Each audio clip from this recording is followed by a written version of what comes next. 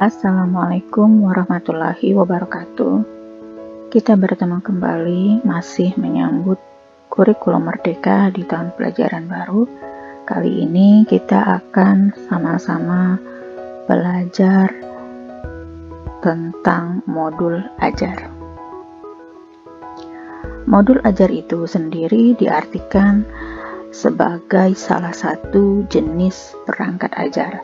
Di kurikulum merdeka, satuan pendidikan dapat menggunakan berbagai perangkat ajar termasuk modul ajar ataupun RPP dengan kelengkapan komponen dan format yang beragam sesuai dengan karakteristik dan kebutuhan peserta didiknya masing-masing. Tujuan dari pengembangan modul ajar itu sendiri adalah untuk mengembangkan perangkat ajar yang akan memandu peserta didik di dalam melaksanakan pembelajaran di kelasnya. Modul ajar yang kita kembangkan harus memenuhi kriteria diantaranya. Yang pertama, esensial. Esensial diartikan pemahaman konsep dari setiap mata pelajaran melalui pengalaman belajar dan juga lintas disiplin. Yang kedua, modul ajar yang kita buat haruslah menarik, bermakna dan menantang. Tujuannya untuk menumbuhkan minat belajar dan melibatkan peserta didik secara aktif dalam proses belajar. Yang berikutnya adalah relevan dan kontekstual. Ini berhubungan dengan pengetahuan dan pengalaman yang dimiliki sebelumnya dan sesuai dengan konteks di waktu dan tempat peserta didik berada. Yang terakhir adalah berkesinambungan. Artinya adanya keterkaitan alur kegiatan pembelajaran yang sesuai dengan fase belajar peserta didik. Adapun di dalam membuat modul ajar terbagi dalam 3 tahapan, ada informasi umum, ada kompetensi inti dan juga lampiran. Di dalam informasi umum harus memuat identitas penulis modul, kemudian ada kompetensi awalnya, dan juga profil pelajar Pancasila.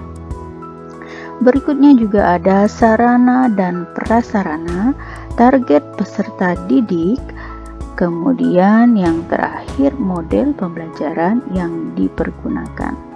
Adapun dalam komponen intinya, di dalamnya ada tujuan pembelajaran, kemudian asesmen yang kita pergunakan, ada juga pemahaman bermakna.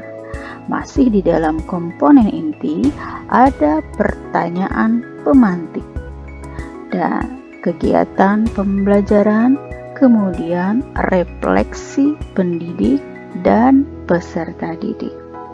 Bagian yang terakhir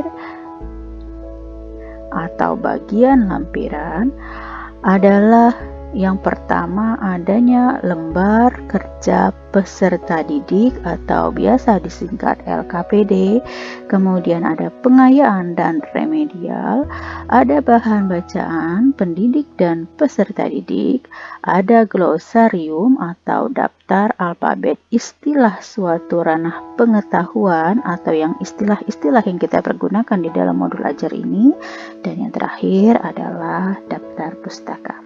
Itulah sekilas pengenalan modul ajar, pengertian modul ajar, tahapan-tahapan modul ajar yang kita perkenalkan kali ini. Kita akan bertemu kembali di dalam kesempatan berikutnya. Merdeka kurikulumnya, cerdas peserta didiknya, maju Indonesia.